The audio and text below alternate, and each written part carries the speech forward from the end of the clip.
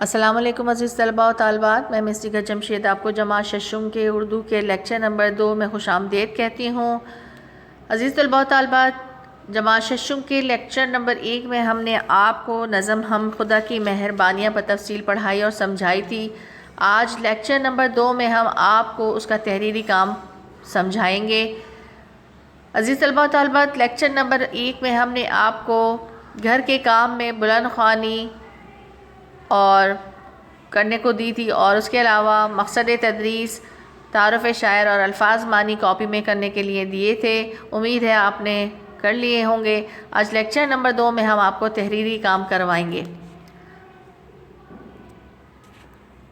عزیز طلباء و طالبات، لیکچر نمبر 2 میں ہم مشق نمبر 1، 2، 6 اور 8 کتاب کاپی میں کروائیں گے، اور مشق نمبر 3، 4، 5، 7 کتاب میں کروائیں گے۔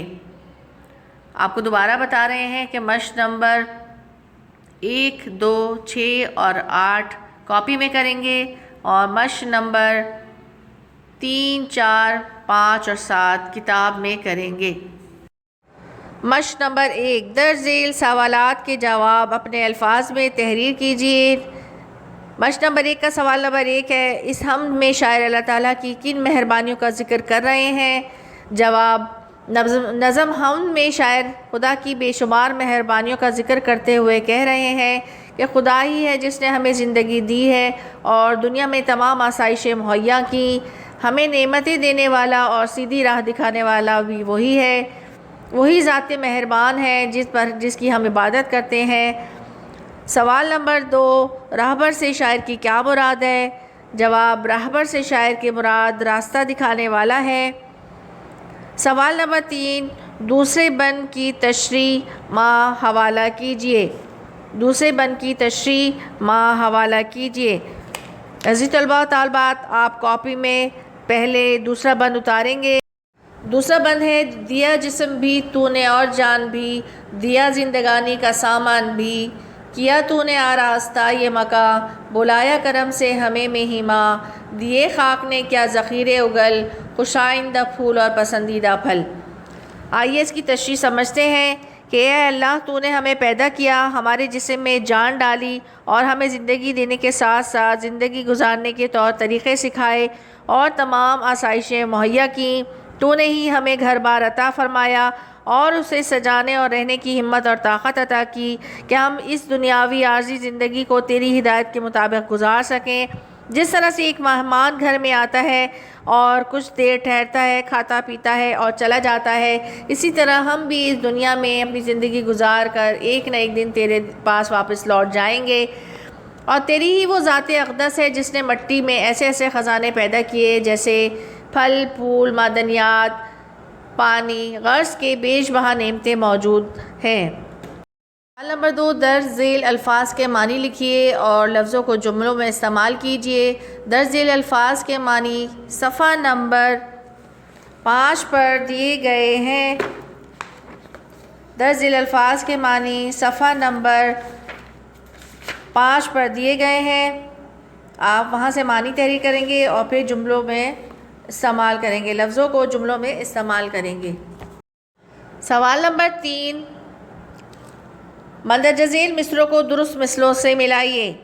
کیا تو نے آراستہ یہ مکاں، بلایا کرم سے ہمیں مہماں، خدایا نہیں ہے کوئی چارہ گر، مگر تو کہ ہے تجھ کو سب کی خبر، دیے خاک نے کیا ذخیرے اگل، خوش آئندہ پھول اور پسندیدہ پھل، بتانے کو رستہ دیے راہبر، بلایا جنہوں نے تیری راہ پر۔ عزیز طلباء و طالبات، پینسل اور اسکیل کی مدد سے آپ درست مصروں کو ایک دوسرے سے ملائیں گے۔ درست مصروں کو ملانے کے لیے آپ نظم ہم خدا کی مہربانیوں سے مدد لیں گے۔ آئیے سوال نمبر 4 پڑھتے اور سمجھتے ہیں۔ ہم کے مطابق مندرجہ ذیل مصرے مکمل کیجیے۔ خدایا کوئی چارہ گر، خدایا نہیں کوئی چارہ گر، دیے خاک نے کیا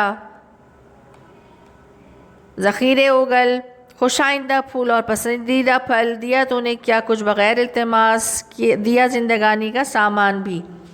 آئیے عزیز طلباء و طالبات، صفحہ نمبر 6 پر دی گئی امشاق پڑھتے اور سمجھتے ہیں۔ صفحہ 6 پر موجود ہے مشق نمبر 5 مندرجہ ذیل کے درست جوابات صحیح کا نشان لگا کر خالی جگہ پر کیجئے۔ اس حمد کے شاعر اسماعیل میٹھی ہیں۔ خالی جگہ میں آپ نے اسماعیل میٹھی تحریر کرنا ہے، خالی جگہ کو پر کرنا ہے۔ جائے پناہ سے مراد امن کی جگہ ہے۔ آراستہ مکان سے مراد دنیا ہے۔ ویسے تو آراستہ مکان سے مراد ایک سجا ہوا گھر ہوتا ہے، لیکن یہاں پر مراد دنیا لی گئی ہے۔ مہمان کی ضد میزبان ہے۔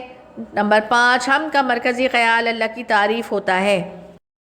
عزیز طلباء و طالبات، صفحہ نمبر 6 پر دائیں جانب شاعری کی اصطلاحات دی گئی ہیں۔ اصطلاحات کے معنی ہوتے ہیں وہ شرائط جو شاعری کے لیے ضروری ہیں، یعنی ان کے بغیر شاعری نامکمل ہے۔ شاعری کرنے کے لیے جن اصطلاحات کی ضرورت ہوتی ہے، یعنی جن شرائط کی ضرورت ہوتی ہے، وہ شعری اصطلاحات کہلاتی ہیں۔ یہاں پر 2 شعری اصطلاحات دی گئی ہیں، ایک قافیہ ہے اور دوسری ردیف۔ قافیہ ہم آواز یا ایک جیسی آواز والے الفاظ جو ردیف سے پہلے آتے ہیں، جیسے شان، آن، بان، مان، وہ قافیہ کہلاتے ہیں۔ یہ بولنے میں ہم آواز ہوتے ہیں۔ ردیف سے مراد وہ لفظی الفاظ ہیں جو قافیہ کے بعد بغیر کسی تبدیلی کے دہرائے جاتے ہیں، یعنی کہ قافیہ کے بعد جو ایک جیسے الفاظ جو کسی بھی شعر کے آخر میں بار بار آتے ہیں اور ایک جیسے ہوتے ہیں، وہ ردیف کہلاتے ہیں۔ یہاں پر ایک شعر دیا جا رہا ہے تاکہ آپ کو سمجھانے کے لیے آسانی ہو۔ دیا جسم بھی تو نے اور جان بھی، دیا زندگانی کا سامان بھی۔ اس شعر میں جان اور سامان قافیے ہیں اور بھی ردیف ہے۔ یہ بات یاد رکھیں عزیز طلباء کہ شاعری کے لیے ردیف ضروری نہیں ہے جبکہ قافیہ ضروری ہے۔ عزیز طلباء، سوال نمبر 6 کی طرف بڑھتے ہیں۔ ہم قافیہ الفاظ تلاش کر کے ایک فہرست تیار کیجئے۔ ہم میں جتنے بھی ہم قافیہ الفاظ دیے گئے ہیں ان کی ایک فہرست بنائیے۔ یہ کام کاپی میں کیا جائے گا۔ سوال نمبر 7 مندرجہ ذیل الفاظ کے 3 قافیے لکھیے، جان، سب اور خلا۔ ان سے آپ نے 3 قافیے بنانے ہیں۔ جس طرح سے جان سے آپ بنا سکتے ہیں مان، شان، آن، اسی طرح سے آپ نے باقی 2 الفاظ سے بھی قافیے بنانے ہیں۔ آخر میں بیٹا دیکھیے صفحہ نمبر 6 پر تخلیقی لکھائی، یہ آپ سرگرمی کے طور پر کریں گے۔ تخلیقی لکھائی کے لیے الگ سے پورشن نہیں بنے گا کاپی میں۔ تخلیقی لکھائی تمام کام کے ساتھ ساتھ کی جائے گی۔ مشق نمبر 8 اللہ کی بنائی ہوئی بے شمار چیزوں میں سے کسی ایک کی تصویر بنائیے اور اس کے بارے میں مختصراً عبادت لکھیے۔ عزیز طلباء و طالبات، اللہ تعالیٰ نے اس دنیا میں ہمارے رہنے بسنے کے لیے اور ہماری آسائشیں بہت ساری مہیا کی ہیں۔ اسی میں سے کوئی ایک نعمت جیسے پہاڑ، دریا، سمندر، بارش، یہ ساری اللہ تعالیٰ کی بنائی ہوئی چیزیں ہیں نا۔ چاند، سورج، نعمتیں ہیں ہمارے لیے۔ تو ان میں سے کسی کی ایک تصویر بنائیے اور پھر اس کے بارے میں مختصر عبارت تحریر کیجیے۔ مختصراً عبارت سے مطلب ہے کم از کم 4 سے 5 لائنیں آپ تحریر کریں گے اس اللہ نعمت کے بارے میں، ٹھیک ہے۔ تصویر بنائیں گے، خوبصورت تصویر بنائیں گے، بہترین جو ہے وہ ڈرائنگ کریں گے خوش خطی کہیں سے بھی، اور پھر خوش خطی کریں گے، مختصر عبارت جو ہے وہ تحریر کریں گے، ٹھیک ہے۔ امید ہے آپ کو ہمارا لیکچر بتفصیل سمجھ میں آ گیا ہوگا۔ عزیز طلباء و طالبات، ہم نے آپ کو لیکچر نمبر 2 میں سوال جواب بتفصیل سمجھائے۔ لیکچر نمبر 2 میں آپ مشق نمبر 1، 2، 6 اور 8 کاپی میں بہترین خوش خطی کے ساتھ کیجئے گا، اور مشق نمبر 3، 4، 5 اور 7 کتاب میں بہترین خوش خطی کے ساتھ کریں گے۔ تمام کام کاپی میں کرنے کے لیے اور کتاب میں کرنے کے لیے آپ بلو پین کا استعمال کریں گے، یا تو آپ انک پین استعمال کر سکتے ہیں یا پھر پوائنٹر استعمال کر سکتے ہیں، لیکن لکھائی کا دھیان رکھیے گا کہ بہترین خوش خطی کے ساتھ کام کیجیے گا۔